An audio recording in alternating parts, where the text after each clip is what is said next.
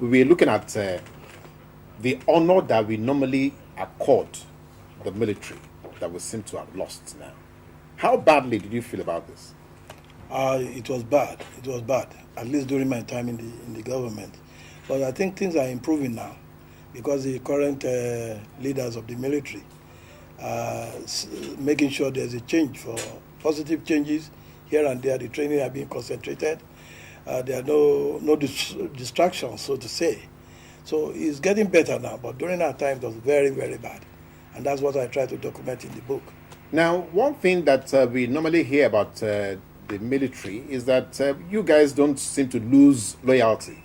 So is this book a belly-aching thing? Are you angry with your superiors or something? No, not at all. If you go through the book, you'll see that I'm not angry. But if people learn from history, there's tendency that they will not make mistakes for the future. I'm trying to lay a solid foundation, a clarion call, if you want, to people, to ask our leaders, to Nigerians, to ask our people, our leaders, to account for their stewardship in this country.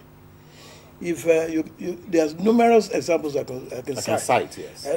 Anyway, in the army, there was a time there was this plane crash at Debo. You remember? Yes, I lost so many officers. So many officers. What happened?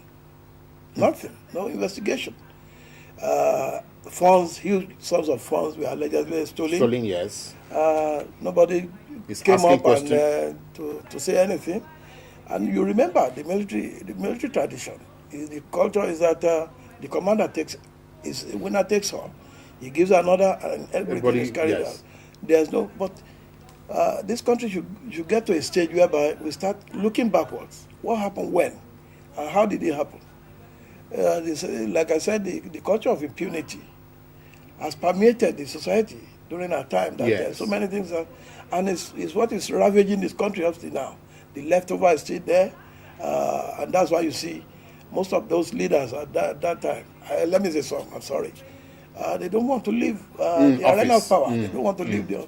It's either they pushing their proxy so that they will conceal their tracks of what damage they've done to the country. This is what this book is all about. Okay. People should be held accountable. Now, the question the public will probably be wondering: what will be the veracity of some of the claims, in the book? Because you are you're a key actor, as it were, in the passage of this, event. So, what will be the veracity? The veracity is that I mentioned names, and these are people who are alive. Okay. They could be questioned. They could be, asked questions about exactly what happened, and those to whom these allegations were made, they too are alive. They could come on the air and state their own side of the story.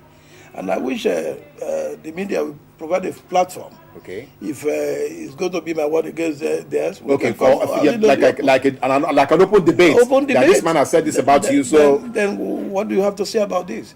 Naturally, if you are labeled a thief, even if you are caught with your hand in the cooking in the till, yes, you still deny you are not a thief. But there are facts and figures stated in this book that corroborate what I've told the public in the book. Now, what has been the reaction so far to the book since it was released? The review, the after effect of it. What has been the reaction? Well, I can tell you, and for the first time I will say this. The presentation was done last Friday. Okay. And on Monday, the SSS were running all over the place at the Freedom Park. And luckily, Professor Shoyinka, who had an office there, was around. The person who administers the whole place was terrified with the presence of the SSS that, this type of book should not be allowed to circulate and that kind of thing. Luckily, Professor Wole Soyinka was on seat, so he had to confront them. And they told him, since Monday to Friday, they were coming every day to make sure they intimidate people and so on and so forth. But we have resolved, we are going to have the book presentation, so we didn't relent. We didn't care. We told them to do what they wanted to do.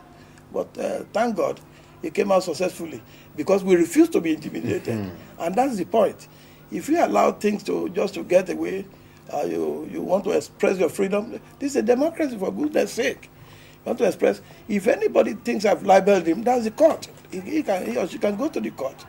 It's not that you use force of arms, intimidation, threats, and so on to get your point across. That's not what should happen, and that is what I'm asking Nigeria not to allow. Yes, people that we to must allow begin them to be able to ask questions. We must begin to go there to grow the culture of asking questions. Yes, okay. Yes. Now, but one you cannot deny the fact that your resolve or your ability to do this is because of your military training. Well, I don't think. It's part of it, because once you are groomed by the military, you're supposed to be courageous. Those are the attributes of being a military person. I would say yes, to a degree. But that does not prevent the average Joe Blow to take the same stand and say, look, this is my country, this is my life, and this is where it should be, and stand for his beliefs. But you see, everybody at the crack of a cocking of a gun, people get scared. It's only one life we have to live.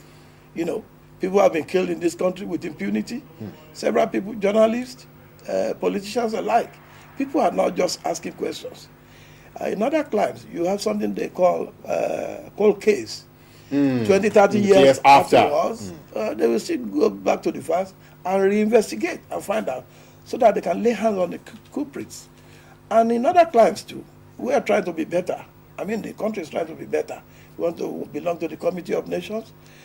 You can see that even the past leaders, those who have led countries 40, 50 years, they are being brought to book to account for their stewardship.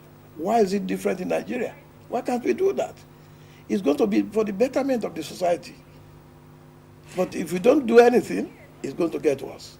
Well, that is one side of the coin. The other side of the coin that Nigerians seem to always want to shift, their positions when it comes to asking questions, is the fact that, look, you can always, wait for a better day to come. So why go back to the past? Well, if you don't understand the past, you won't be able to assess the future properly.